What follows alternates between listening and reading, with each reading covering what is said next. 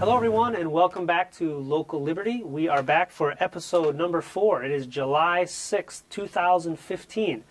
And we're very excited to welcome our first guest onto the show. My own brother, Nick Saucier, has been gracious enough to join us tonight. And our topic for this evening is going to be foreign policy. We're going to have a high-level discussion about our foreign policy. And who better to help us with that discussion than someone who has been our foreign policy? Nick was in the Army for several years, and we're gonna talk about his experiences, how they affected him, and we've got several other topics centered around our foreign policy. So thanks for joining us, Nick. No problem. My pleasure. All right, and I guess to get us started, give us a summary of how you served, when, where, what was your mission, how did it end up? I joined in 2006 and trained for a few years as an infantryman. I started out as a squad automatic rifleman in a rifle team. Then I specialized as being a sniper. Went through a pre-sniper course and then a sniper course. Then in July of 2009, I deployed to Kandahar, Afghanistan for 1 year. I started in the Arghandab River Valley, which is just a suburb of, larger Kandahar proper, kind of out on the outskirts of it. And that was kind of in like a green belt area that was a little more lush than you would expect in Afghanistan. A lot of vegetation. Pomegranate orchards, opium, cannabis, all that stuff grew over there besides their own foodstuffs, but those were the main staples. Then I moved out into the wilderness a little bit more, into Shawalikot. People pronounce it a lot of different ways. I'll go with Shawalikot. And that's where I wrapped up the year there before I came home in July of 2010. Mm-hmm. What was your mission in Arghandab? Well, to the best of my knowledge, we were a part of the Surge. We were the first Stryker Brigade combat team that went there. Those are the 8-wheeled vehicles that you see sometimes on TV. It had been a long time since American forces had been in that part of Kandahar in a large force. The Canadians were there before us. That's who we relieved directly. They had a real tough go at it. The Canadians had gotten a lot of work cut out for them and were kind of isolated to their working areas, and that was about it. So we were trying to flush out a major Taliban insurgency right there. That was like their home base, if you would. That was one of their big operating areas. What were your feelings about this mission when you knew you were assigned to the mission? What did you think in your head? Well, it was kind of a surprise that we were going to Afghanistan at first, because we had initially trained to go to Iraq. Was our main focus, and that's what we had been training for a while. And then when I was in California at called the National Training Center, that's where you go to kind of like get your last proving grounds before you go overseas somewhere, be Iraq or Afghanistan, or other people train there for other areas too, but that's where it was when we went. And did you feel you were ready from a training perspective? I definitely did. I came, fresh out of sniper school. I was in good shape. I had worked well with my team, was a real cohesive unit. So in terms of that, I was naively thought I was ready. I should say not naively, but kind of just taking it for granted. Like, all right, let's go get them, and that'll be that. Kind of headstrong, stay positive, and so you agreed to the mission then. You thought this makes sense. Okay. To be honest, I was. If you say I was happier that I was going to Afghanistan than I was in Iraq, it seemed a little more at the time. Much more justified.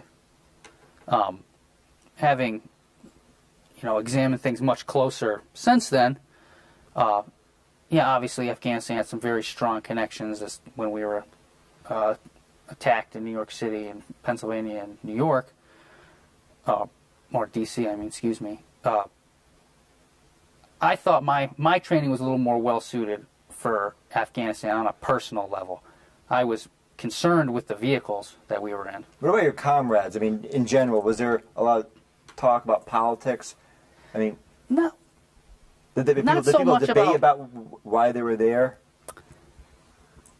To a point. Most of the debate that I heard was stuff about Iraq at that time. Because everything that we had done up until that point, our decision to go to Afghanistan, our being told we were going to Afghanistan was kind of sudden. We had switched mission plans really quickly over, okay, now you're going to Afghanistan. Some of the guys were more excited to go there than Baghdad because they thought there would be more action there. It's hard to explain how the mindset is sometimes with guys. You're drilled and drilled as to this is what you want. You want to go and fight. This is what you trained for. You don't want to just sit here and be idle and expire. No, you want to stay sharp. And they're training you as a combatant. You're training you to fight people. Oh, absolutely. To fight the enemy. Yeah, and they got to keep that motivation up. That's a big part of it. So in that aspect, from early on, even as a young boy, I was thinking about doing a lot of this stuff. I drank that Kool-Aid when I was a kid, for sure. Loved the G.I. Joes, all the different video games, and I was good at it. Not to toot my own horn, I did okay. I did pretty good at a lot of that stuff, and it suited me. Obviously I realized very quickly that what I thought I knew about the situation was definitely not the case. As with most things, like politics, once you actually get into the nitty-gritty of it, you find out it's something very different than what's portrayed to the masses. It's dirty and nasty. What was your first impressions? You're on the ground in Afghanistan. You're setting up. What did you think you would see, and what did you actually see? It was strange because when we first landed, I remember seeing a lot more permanent things than I thought I was going to. Like, things were really established. That was Kandahar Airfield where I landed, and that's a big airfield. I think it's one of the biggest or busiest airports in the world. Permanent, as in U.S. presence? Or more developed? Like permanent buildings. More infrastructure than you imagined. Yeah. Okay. I was expecting a lot more rugged existence initially when we first landed. Now, do you mean rugged in terms of a war zone, or in terms of way behind? They're in the past. On an inward level, I thought it was going to be more from an American standpoint. Like, okay, I thought our facilities would be much more rudimentary, and they weren't. There was nice chow halls and air conditioning and gyms, recreation centers, stores.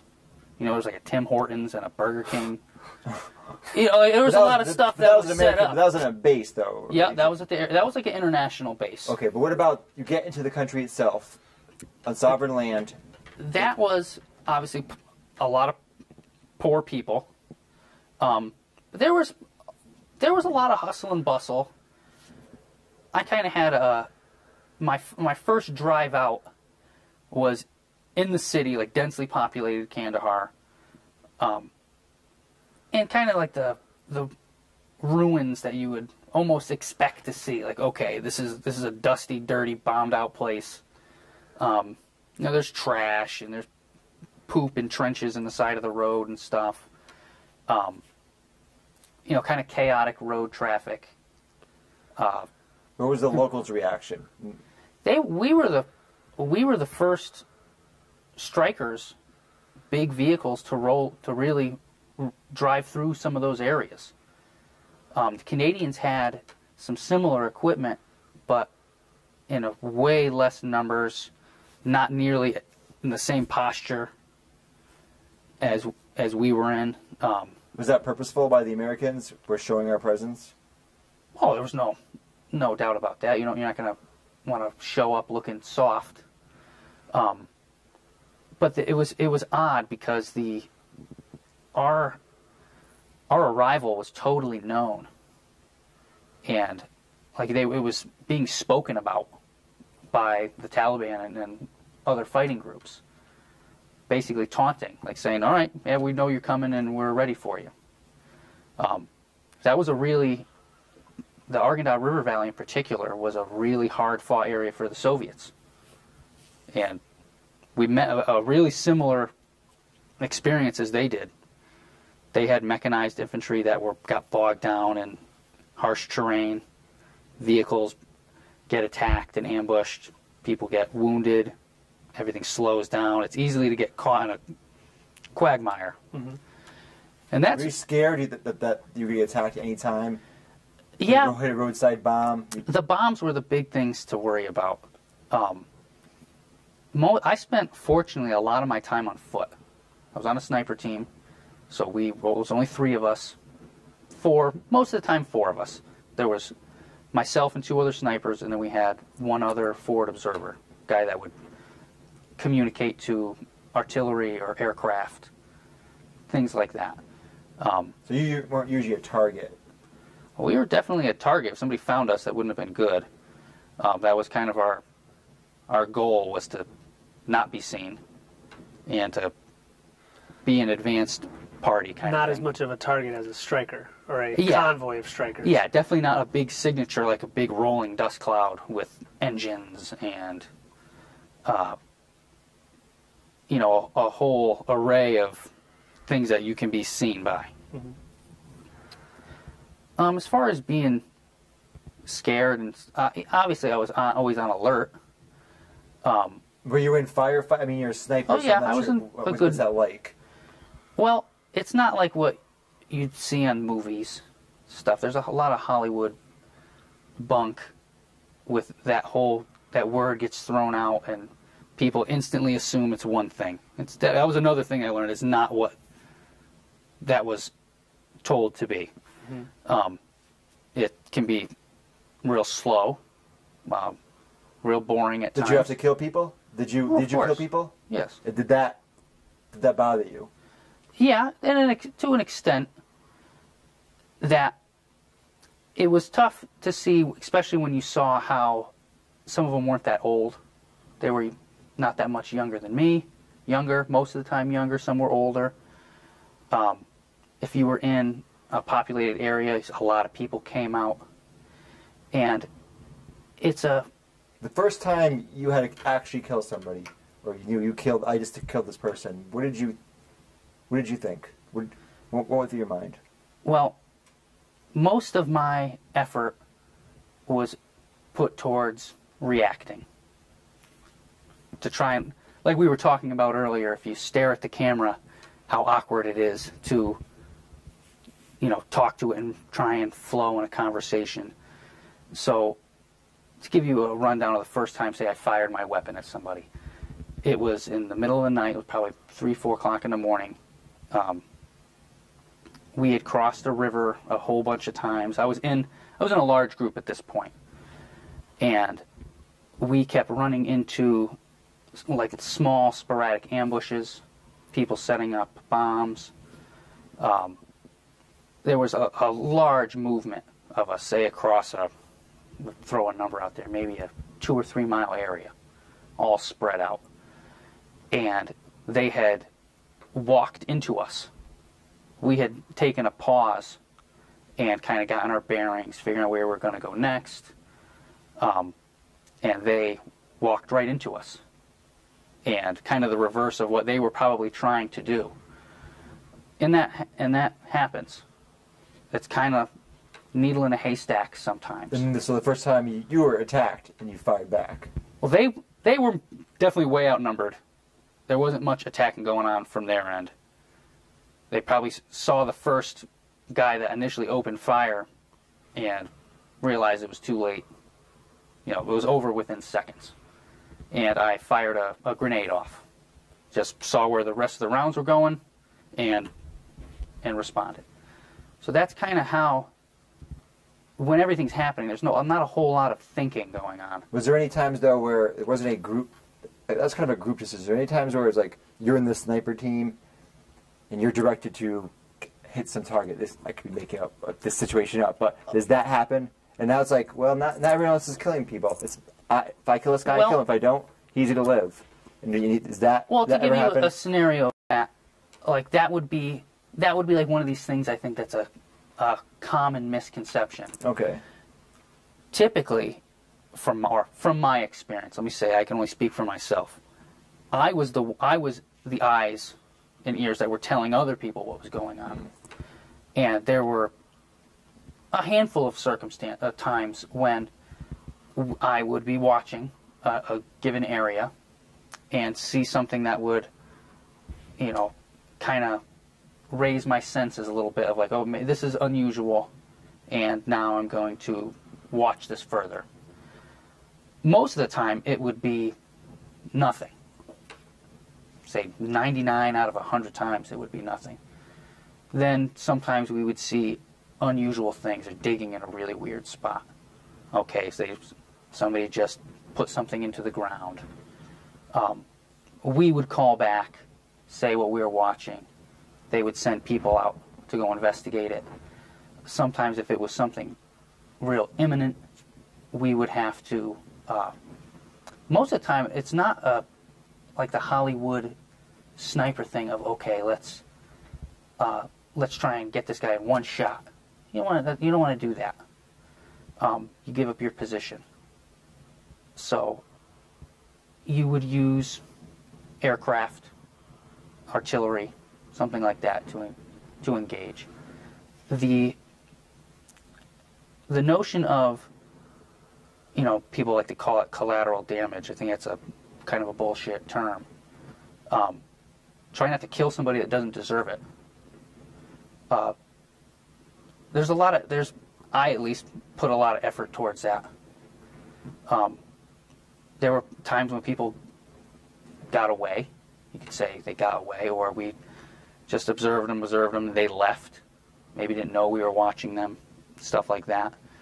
And then there were others where a lot of times a lot of the innocent people that I saw get killed were from fucking bombs put in the ground. That the Taliban just said, well, we're going to put this in the ground, hope it gets somebody, hope it's not you guys. That was the majority of the stuff that I saw, people dying, were the roadside bombs. Stuff buried in the ground, landmines stacked on top of each other in a pomegranate orchard. Those were the things that I encountered most frequently as far as death was concerned. So as we've talked about before, you mentioned that one of your jobs was observation, and you've told me that how was that a turning point for you in terms of how the whole experience shaped you? You mentioned when you're just sitting there observing someone for hours, it doesn't know you're looking at them. How did that affect you? You know how your mind starts to run when you're left to your own thoughts in solitude, or wasn't say necessarily alone, but I was alone with my own thoughts watching a given area. Mm-hmm. And sometimes the notion of, I know I told you this before, how I had became my own worst nightmare. Not that I was behaving in like a monster, if you would, like trying to rack up as much of a body count as I can. That wasn't the case at all. It would be more like we'd spoken about before, I was a foreign soldier in someone's home area watching them. And how I learned a lot of empathy when I was in Afghanistan, that I wouldn't like that. And that if that was the case in America, that would be my worst nightmare, being occupied by a foreign force. Mm-hmm. That was one of my big reasons of joining the Army as a kid, just out of high school. I was essentially a kid still. Was this notion that I'm gonna prevent that by doing this. Mm-hmm. They're going to protect our freedom. They were going to help achieve the American dream and keep away those horrible foreign powers that are out to get us. You believed that. Oh yeah, yeah. And you went to Afghanistan still believing that, and then you came out. I was a little more skeptical at that point, but I wouldn't say I was aware of what to more of a degree than when I had started that journey. So there's negatives, but overall the goal is still legitimate. Nothing's perfect. That's how you went in thinking it, going in. How I thought about it when I went in was, okay, I signed up for this. This is our task. I want to survive this. This is our given mission, and I'm going to focus on this. You know, initially when I first went, that's how I was looking at it walking in. And then after you said that a year you spent there? Yeah, almost exact. I mean, probably to the day. Okay. A year. You're now leaving Afghanistan on the flight home. A few weeks later, you're thinking about your experiences. What's going through your mind now? Well, you know, my best friend was dead. Going through all of our stuff. I had a storage locker, and you know, I packed up all my household goods in it, and that was tough. Going through that and seeing all his stuff, and he was dead. You know, I had a lot of friends die. Guys that came over my house every weekend for a couple of years. Got to know a lot of them really well. The second half of the year started to really sink. Things started sinking in. The first half of the year was violent and fast. We had taken a lot of casualties. We had a lot of guys die. A lot of them get maimed. You know, couldn't come back from whatever injury they had sustained.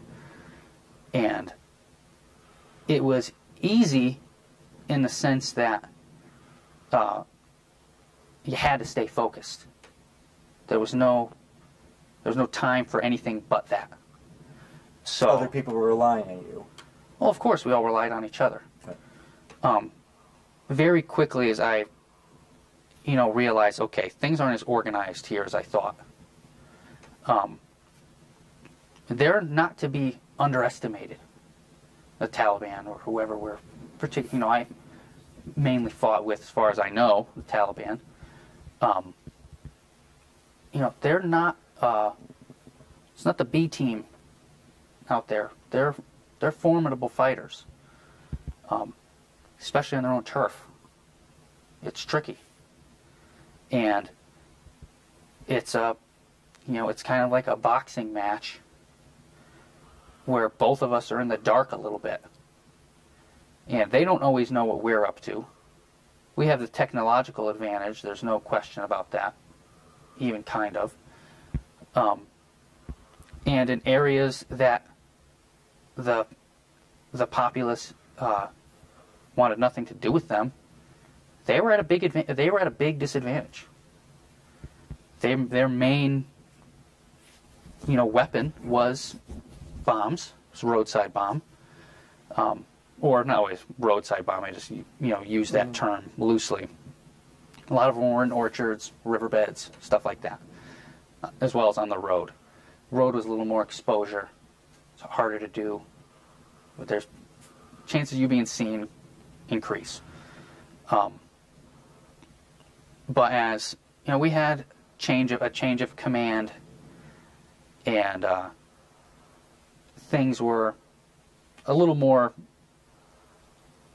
weren't as, they slowed down. Things got to sink in a little bit. The adrenaline high had worn off.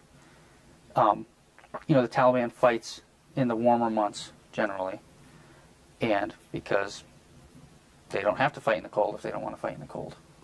That's one of the advantages of being in your own turf. They could withdraw to whatever remote areas they wanted to, or not remote areas, and just blend in with whoever. The second half of the year when I was out more in the wilderness, I had more time to read, do things like that. I started getting to call home a lot more. That's when I would talk to you much more often. I missed my best friend was gone. And that's who I was used to confiding in a lot of different things. And that obviously changed my life a lot. But still, nonetheless, couldn't slow down. I knew well enough, however I thought about how things were going, that this was just a mess. I felt like I was spreading around. You know, I could exert a lot of effort and walk to the top of this hill and overwatch some area. Nothing could happen. Something could happen. We never knew.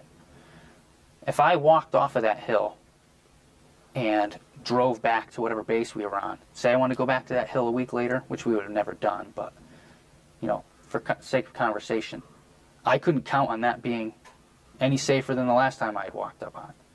Chances are it was way less safe to retrace your footsteps. So it was difficult at times to feel that I was doing something. I started to get a much closer relationship with a lot of our interpreters.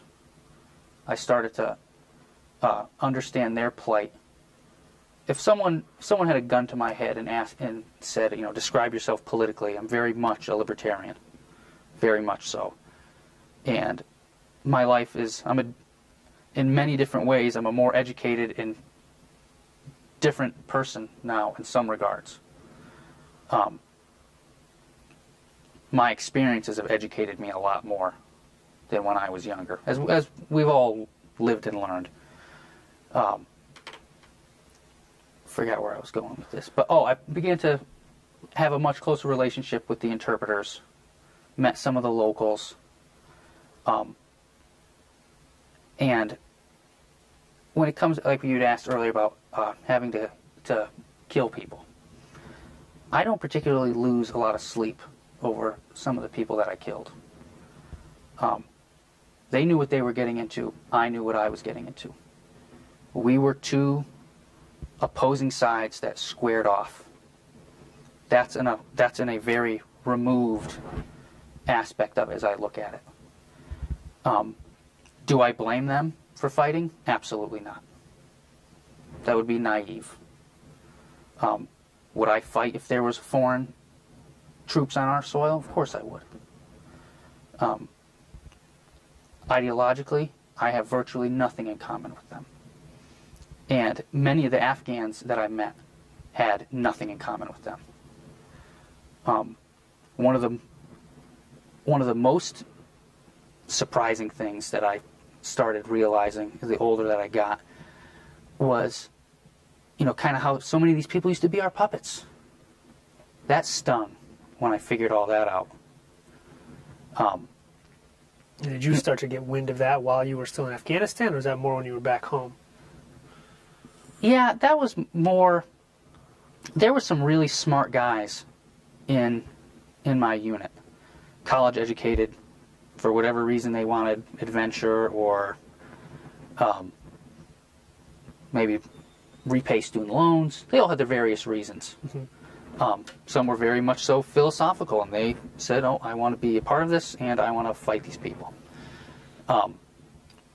There was one guy in particular, and he was probably about your age. He was a little bit of maybe 6 or 7 years older than me, and he knew the scoop. He knew everything that there was to know about the Bin Ladens, the Mujahideen, the factors that had led us to me standing there. Well, did a lot of the common soldiers know about the history of Afghanistan, the recent history? Some of the guys that had deployed a few times. I remember there was one guy that he was on like his 5th deployment. He joined as a young guy, and he was. You believe in the cause? True believer? Well, he was the first man. I remember him very specifically. I won't mention his name out of respect. That we were talking about John McCain and Barack Obama, and how there was a lot of us thought that they both kind of sucked, to put it bluntly. And generally, I remember a lot of people saying, well, I don't really like either of them, but I guess John McCain was would have been their choice. I seem to remember that being a common theme. The lesser of two evils. Ron Paul was spoken of frequently. I know I talked about, I didn't know him from Adam then at that point. I had literally just started hearing him not too long before that, in the election when he was a candidate, and started liking a lot of things he was saying. And I had asked this particular guy, "Are you a Democrat or a Republican?" The naive that there's only two choices, and he says, "No, I'm neither. I'm a libertarian." And he had his own reasons for staying in. I don't know if he's still in or not. I'd be interested to talk to him, see where he is nowadays.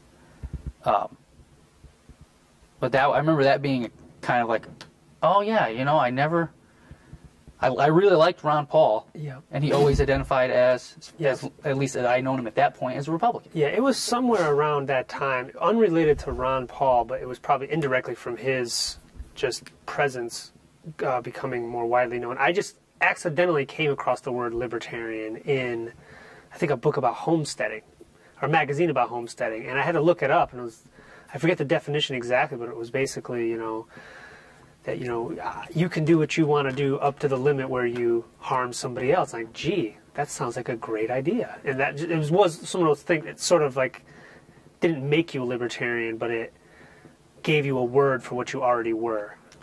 I'm sure you guys have seen this. I always like the slogan of so many people are libertarians and don't know it. I don't know if I've always heard something along those lines said a million different ways. Live and let live. That's one of the big themes of this show is the ideas and philosophies that we're talking about.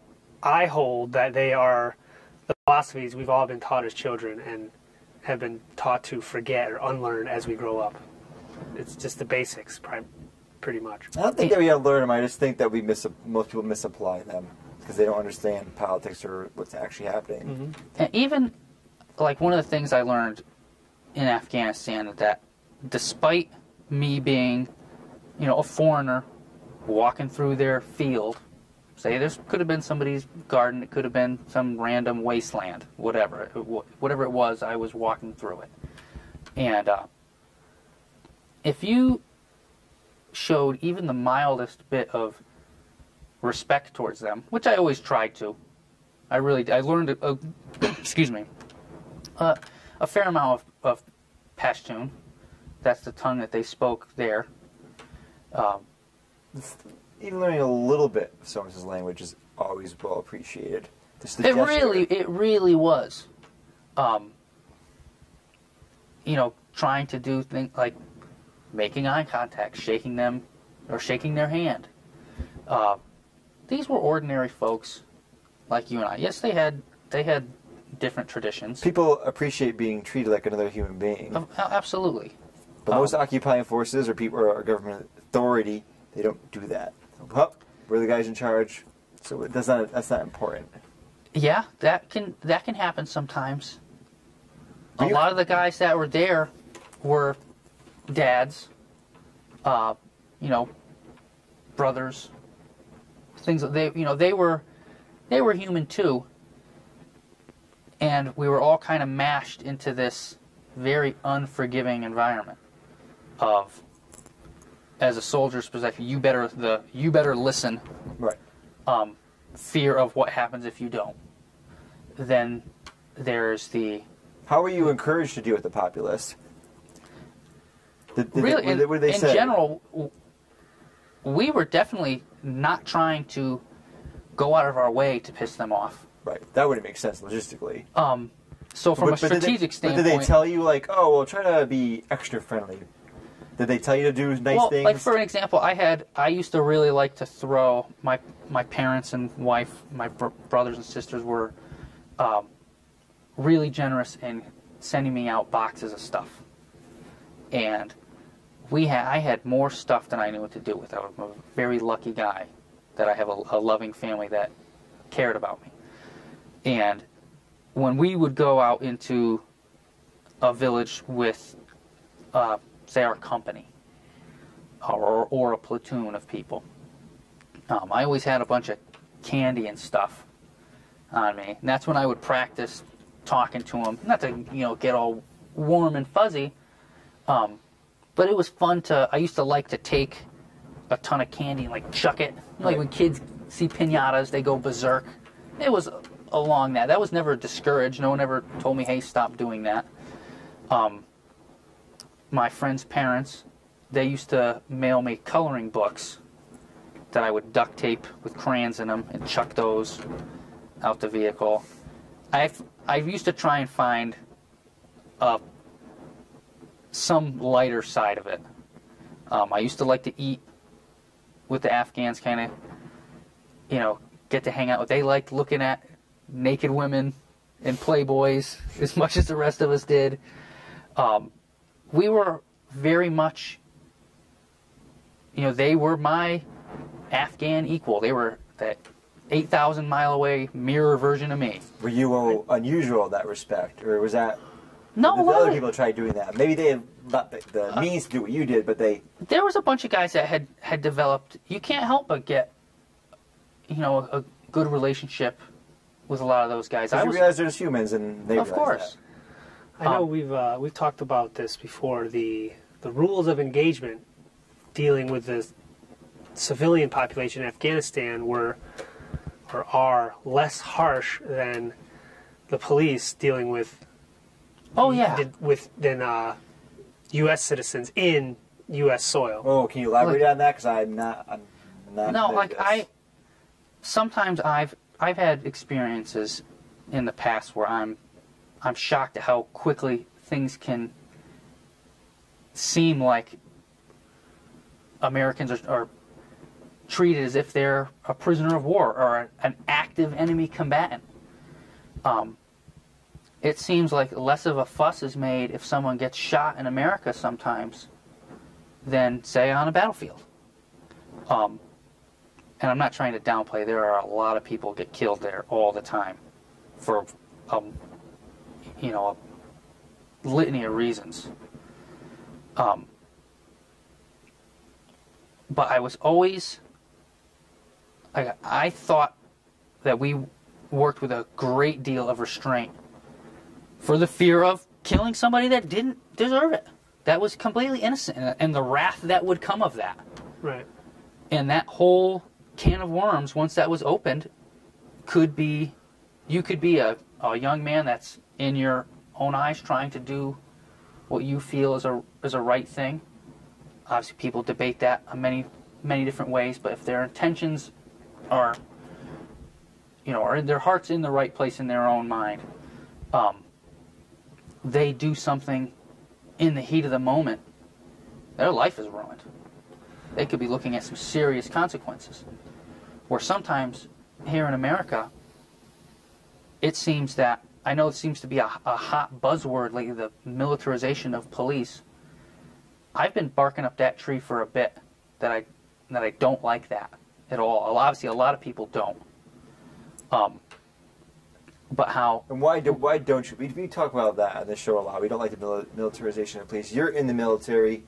You've seen what the actual military is in action, how people react to it. What is the problem with bringing some of that equipment, some of the things they're using there, onto our streets? What's the problem? You dress like a soldier, you're going to act like a soldier. I'd like to get back on what you brought up before. We would come across people out in, say, a pomegranate orchard. This was a common incident, that we would find an Afghan policeman who wasn't in his uniform and probably could have shot that guy on sight, and it would have been justified, if you want to use that word, in that context. Like, okay, someone walked right in front of you with a rifle in their hands. You're in a war. Bang, he's dead. Oh, he's a policeman. That's unfortunate. Friendly fire happens. That's a very real, dangerous thing. That being said, it was someone open carrying a rifle. we would stop them, say, okay, who are you? Who are you with? They'd say, okay, I'm a policeman. Like, well, you can't always believe that. Mm-hmm. Obviously, there's plenty of cases of Afghan policemen shooting American soldiers or Canadians or whoever happens to be there with them. We would figure out who they were and go on our way. You know, up until very recently here in America, if you put a rifle on your back and walk down the street, you were boogeyman. Oh yeah, you were boogeyman numero uno, and your face was getting slammed. In most places, you still will. That's even places that have open carry, you often get harassed. I mean, it's more than harass. You get. Well, I'm saying if they have open you can die. Yeah. If they have open carry, they generally just stop at harassment. If they have an explicit open carry law, because the cops can't do anything. Right. It varies highly by locality or even the individual cop that you happen to interact with. Right, of it course. could be cordial or it could be you're dead. Anywhere in between. We are going to run out of time fairly soon, so there's a couple other topics I just want to touch on. Go. I've been rambling. Thank you for We're so thrilled at our first guest. We're memorized by the stories. So I know this could be another long answer, but I just at a high level, I'd like your view, Nick, based on your experience. If we're not in Afghanistan and Iraq and all sorts of other places, if we're not there for our freedom, why are we there? That question's gone through my mind a lot, obviously. That why we're still there. Some of it, I think, boils down to simple pride. So, yes or no, we should be there, we shouldn't, right I now? think we need to be out of both countries. Okay. There is no... I don't see the end game at this point. What's the end game? That's what I would ask myself. Where's the clear definition of victory? At some point, we're going to leave there. The Afghans they're tough. They can beat the Taliban on their own. That'll probably be a very nasty, cringe to think at what that would be like again for them. And how long of an existence of warfare those poor people have had. That I was there for a year, and how much of a mark it left on me. When I think back on my interpreter friends, they've been going through that straight since the 60s, right? Or their 70s, entire lives were spent scrapping for one thing or another, for the basic existence of themselves. They've been scrapping. Yep. When do I think it'll end, or how it'll end? I hope that finally, I had a really good feeling when America generally had a knee-jerk reaction to Syria. That was the first time, you mean, when in 2013? Yes. Yeah. When we said no, we're done with it.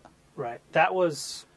I think that was I know we're moving in slow increments at it, but I'm hoping that eventually that same mindset, that there will just be a spontaneous, this is enough. Well, unfortunately, that was a really encouraging response that people just came out of the woodwork and said, no, we do not want to invade another country.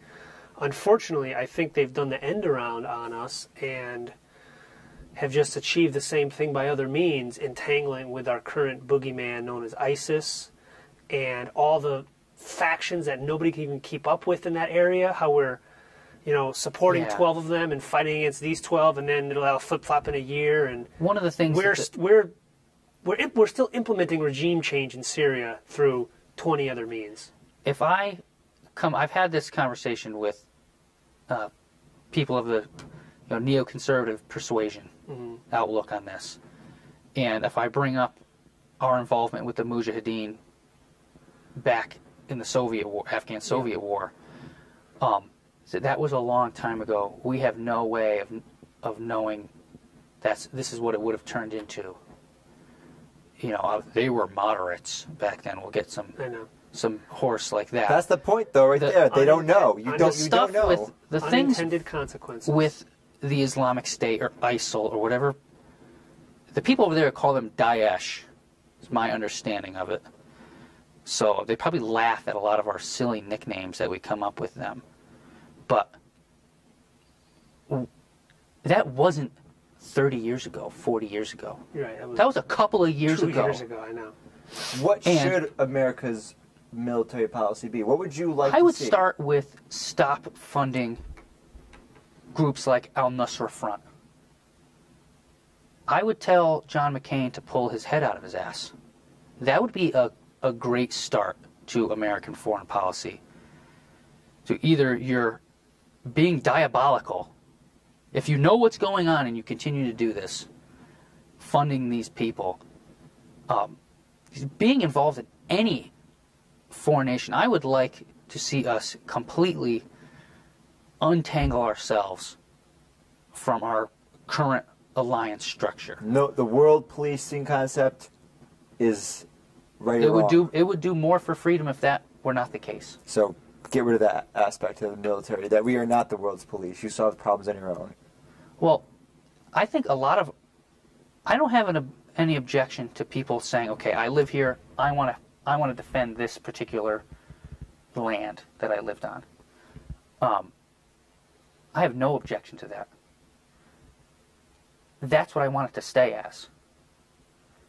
You know, Smedley Butler, the famous words of war is a racket. Mm-hmm. Any war not fought in defense of our soil and the Bill of Rights is a racket. In the literal sense, just for defense, just for defense. Yes. Of all the bases that we have around the world is ridiculous. All the money that gets spent on that. There's a lot of people in the hawkish community that will harp on welfare, where that is an unbelievable source of expense that is unnecessary. Someone would be out of their mind to attack us in any real capacity. Yes, they can do damaging, terrifying, terror-inspiring attacks. If someone wants to attack us, they can kill people. It's very difficult to stop. Speaking of that, you're referencing 9/11. Have we extracted our pound of flesh in regards to 9/11?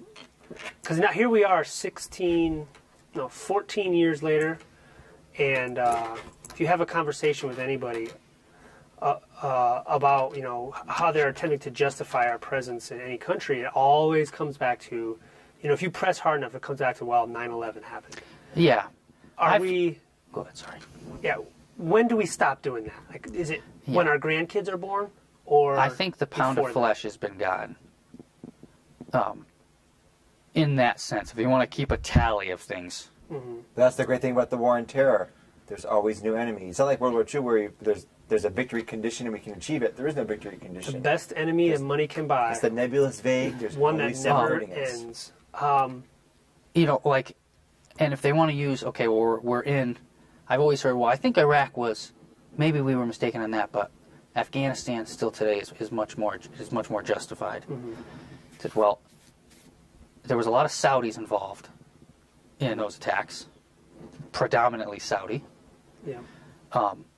They planned it in Germany, in Spain, and in America.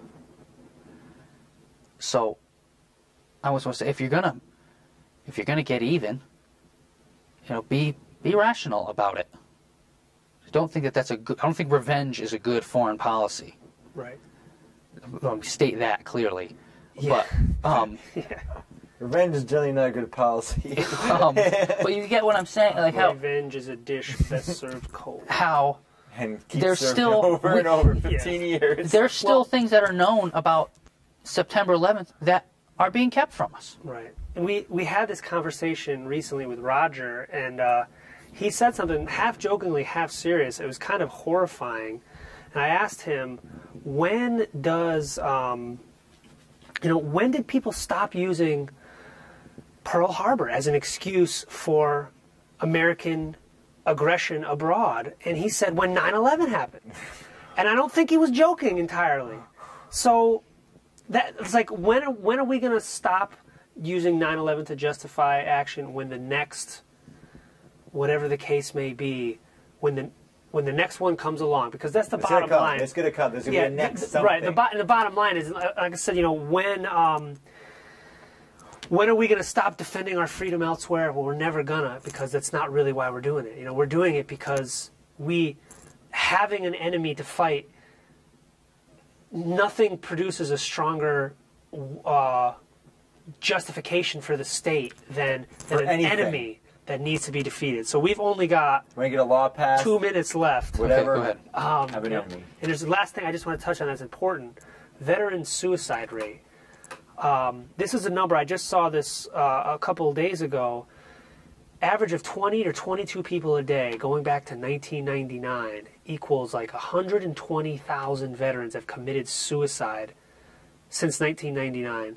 5,000 have died in combat, and those are the number. That's the 5,000 is the number that's the one that makes the headlines, and you have the Memorial Day services talking about. But the 120,000. Yeah, that's not pretty. That doesn't further anyone's cause of nation building and growing our empire. People killing themselves, our soldiers killing themselves. I just had someone from our unit just a couple of weeks ago. So why do you think this is happening?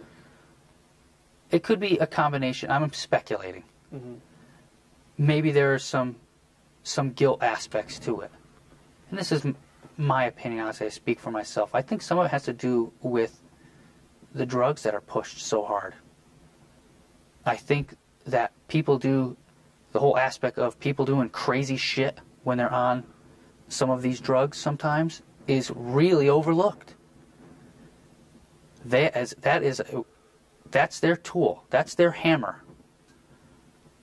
So some of these are drug overdoses? I'm confused by what you're saying. No, I'm saying that the response, if you combine the psychiatric trauma, drugs. Yeah. If you combine a lot of trauma, maybe something they feel guilty over, whatever could be causing someone to be having a bout of depression. So I'm not a medical expert. I'll use terms that I know. But they're depressed, and they have these problems because of their experience with the military. One of my concerns is the drugs maybe making them do something they would have not have done otherwise. There's a lot of substance abuse. Prescription drugs and alcohol probably being the two biggest ones in the military. It's common. Binge drinking is common. But it started with the combat experience. Not necessarily. Not necessarily. We had people killing themselves in our unit long before we saw any combat. So I don't know what causes each individual to end their lives. These numbers sound unusually high, though, so I'm assuming they are higher than the normal population, and because of their wartime experiences. I don't even think even comparable. Like the average rate of suicide for a person that the person hasn't gone through a war and a person that is a veteran has. Right. Well, dramatically different. I could see just being part of the institution, being involved in the military has got to have some downsides. Even if you never deploy 1 foot off continental U.S., you're still in the military, and that's not all fun and games. So, no, it's obviously a very serious thing. Yeah. It's my gut tells me a lot of it's got to do with the drugs. That's my opinion. People may disagree with it. Right. I think it makes people do things that they wouldn't normally. It puts them in an altered state of mind that they're spontaneous. It makes them a little more spontaneous, maybe. I'm not sure. I think one of the other aspects of it is that people in the military tend to accomplish missions. And if your mission that day happens to be blowing your brains out, unfortunately, they do it. Goal-oriented. I don't know how to describe it. I think that's where I think it's starting from the military experience, though, because just because they're willing to be on whatever drug cocktail they're taking, it's starting with this. We think about PTSD or other problems that are associated with people being involved in traumatic experiences. That leads to negative results. But we're running low on time, folks. Yeah. We are pretty much out of time. So, Nick, thank you very much for coming on. Oh, my pleasure. We'll certainly, hopefully we can have you on again. There's lots more stuff we could talk about, unrelated to the military. So thanks for listening, everyone. This has been Local Liberty. I'm Brian Saucier with our guest Nick Saucier and co-host Shane Goodrich. We will see you back here the same time next week to continue the conversation about liberty in our community and abroad.